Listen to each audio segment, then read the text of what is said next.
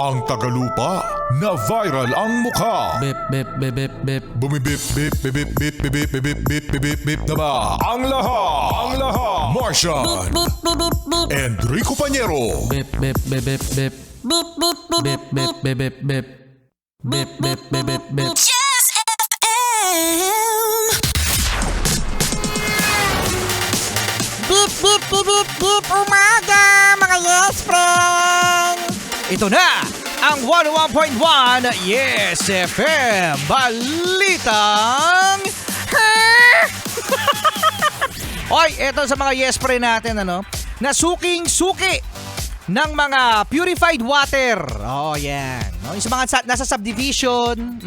Alam nyo ba na sinabi mga yes pre ng DENR na ang tubig gripo ay posible daw na mas safe kaysa sa inuming tubig mula sa water refilling stations. Maniniwala ba kayo doon mga yes friend na mas safe daw inumin ang tubig gripo kaysa sa water refilling stations? Yan. Alam mo, ngayon ko lang din naisip na posible. Kasi ang tubig gripo na galing sa nawasa sa mga gripo natin, may treatment yan may chlorine yan.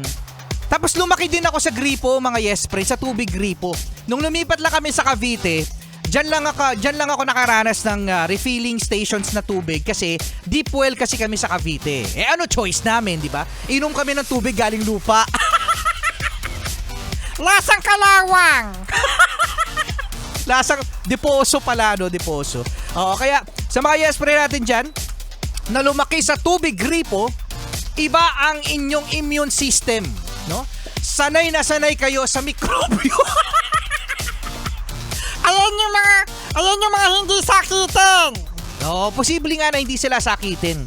Kasi yung mga tao na laging malilinis, mga yes friend, sila yung mga hindi masyadong exposed sa germs. Huwag naman natin sabihin na kumain tayo ng lupa. Para may immune tayo sa germs, no? Ibig sabihin mga yes friend, hindi maganda rin yung masyadong malinis na malinis. Kaya merong studies na maganda raw mga yes friend na mag-alaga kayo ng aso kapag meron kayong mga chikiting, no? Hindi naman yung aso na nangangagat. Pero yung mga aso na mga mababait. Kasi ang mga aso meron silang kahit papaano germs na mild naman, na hindi naman pwedeng magkasakit. Magkano lang? Magkaka-asthma.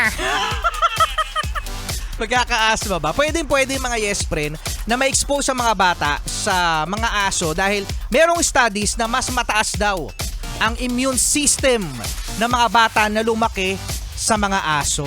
Yan. Kaya yung mga bata na mga naglalaro sa kalsada, no? Tapos ngayon yung mga bata ngayon, puro cellphone na lang ng cellphone. Taka-cellphone nyo yan! Yan! Mga sakitin!